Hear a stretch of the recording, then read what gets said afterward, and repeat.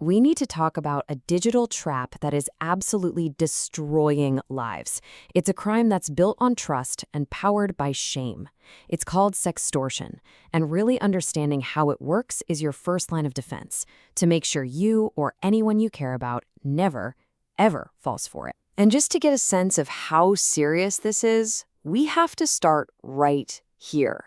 Let that sink in for a second. This isn't just about losing money. We're talking about a psychological attack so brutal that it has life or death consequences. All right, so to fight this thing, we've got to understand it. First up, let's pull back the curtain on what this digital honey trap really is. The name for this crime is pretty blunt: sextortion. It's exactly what it sounds like, a nasty mix of sex and extortion. It's a type of blackmail where criminals use intimate photos or videos, whether they're real or fake, to squeeze money out of you. It's a crime that could really only exist in our super-connected world. And if you think this is some rare thing that only happens to other people, think again.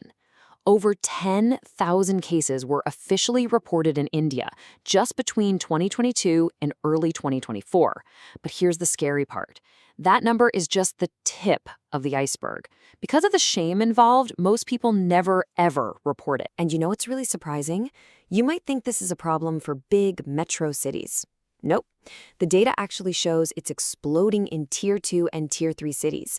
It's proof that if you're online, you're a potential target, no matter where you live. So we know what it is, but how does it actually unfold? Let's dissect the anatomy of this scam. How does something as simple as a friend request turn into a total nightmare? The playbook is chillingly simple and effective. It almost always starts with a friend request from an attractive but fake profile. They build a little trust, then push to get on a video call. And that's the trap. They'll trick the victim into a compromising situation, sometimes by playing a pre-recorded video themselves, all while they are secretly screen recording everything. The second that call ends, the trap snaps shut. And then your phone buzzes, and you see a message like this. This is their weapon. It's designed for maximum panic. They threaten to post it on YouTube, sure, but the real threat, the one that causes pure terror, is sending it to your family, your friends, your boss. This is the moment fear just takes over. But what happens if you refuse to pay? Or you just can't? Do the criminals just give up and move on? No way. They double down. They escalate things with an even more terrifying tactic. This is where it gets really cruel. The criminals will call you back, but this time they're pretending to be police officers. They'll have fake ID cards, official-looking logos, everything to make it look real.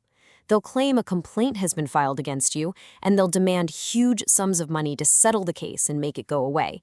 It is pure psychological warfare. So who are these people? Are they just untraceable ghosts on the internet? Well, not exactly. Let's take a look at the criminals' playbook and see how their whole operation is set up. See, to make this work, they create a whole fake infrastructure. The bank accounts they use for the money, they're often rented from poor, unsuspecting people for just a few bucks, or they're opened with completely fake documents. And the phone numbers? They're either tied to fake IDs or they're untraceable internet numbers. Every single piece is designed to hide who they are. And this whole layered system is what makes them so tough to catch. They're using things like VPNs to hide where they are in the world. The bank accounts and SIM cards lead the police on a wild goose chase to innocent people or just dead ends. And even if they can find the money, it gets bounced around so many different accounts so fast it just vanishes. The person blackmailing you could be in another state or even another country. And that's the key thing to understand. This isn't just one person in a dark room. This is a global organized crime. Big agencies like the FBI and Interpol have tracked these gangs to places like Nigeria, Ghana, and beyond. These are sophisticated networks targeting people all over the world, including right here. Okay, that's the problem. It's complicated, it's global, and it's frankly terrifying. But now we're going to flip the script. Let's talk about solutions. This is your defense strategy, how you can build a digital wall around yourself. Look, the best defense is always a good offense, and these steps are simple but incredibly powerful. First, just be paranoid about friend requests from strangers. If you don't know them, don't accept. Second, and this is huge, Never, under any circumstances, do anything intimate on a video call. Treat every single call with a stranger as a potential threat. Third, do a social media audit. Lock down your privacy settings. And finally, the easiest tip in the world. Cover your webcam. A tiny piece of tape is your best friend. But what if the worst happens? What if you or someone you know actually falls into this trap? The criminals are counting on you to panic. So let's talk about the exact right way to respond.